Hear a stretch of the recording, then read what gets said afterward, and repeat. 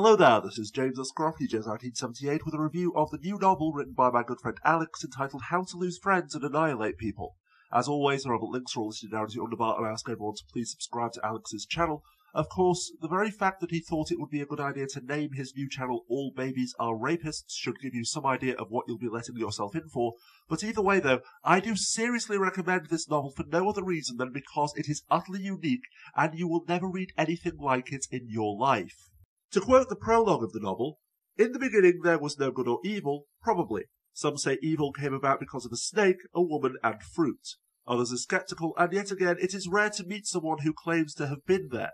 Some blame the snakes, others blame the women. Fruit seems thus far to have pretty much gotten away with it. It is possible Fruit feels rather smug about this, or on the other hand, maybe Fruit feels guilty and would like to confess. Although again, these claims are rarely made. If you ever meet someone who claims to know what Fruit is thinking, do not invite them into your home." Ranting at Fruit gets you nowhere. Seriously, who blames Fruit? Get over it. We were all young once. There would one day come to be a great deal of trouble and evil acts in the world, and the authorities almost never question Fruit. Some say that the fruit was metaphorical, so if you ever do want to blame Fruit, ask if it is metaphorical first. Fruit rarely claims to be metaphorical, few do. If you wish to eat the fruit as punishment for the fruit's evil deeds, it may be worth reflecting that, if you are a fruit, being eaten is not a very good punishment. In any case, metaphorical fruit is among the most difficult to eat and has little flavour.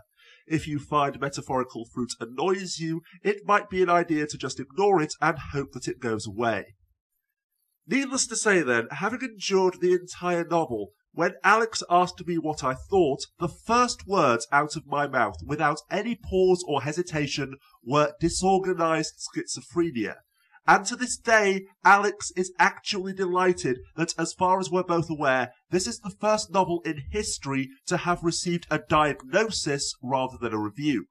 As a matter of fact, I highly recommend this novel to anyone who is working in or planning to work in the mental health profession, because it genuinely reflects the random nature and the symbolism which is inherent in many forms of mental illness and disorder. Indeed, the story is there, and it is incredibly poignant and powerful. But in order to reach it, you must be willing to keep reading, to open your mind and to understand, to not simply dismiss the random apparent non sequiturs about talking donkeys and genetically superior bonobos, but rather to attempt to integrate them into the narrative.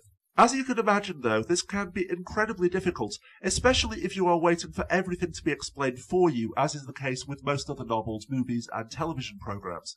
Even I threw up my hands every few thousand words or so and yelled, "What the fuck are you talking about, Alex?" And when I asked him what the hell he'd been smoking, he provided me with the full and detailed list.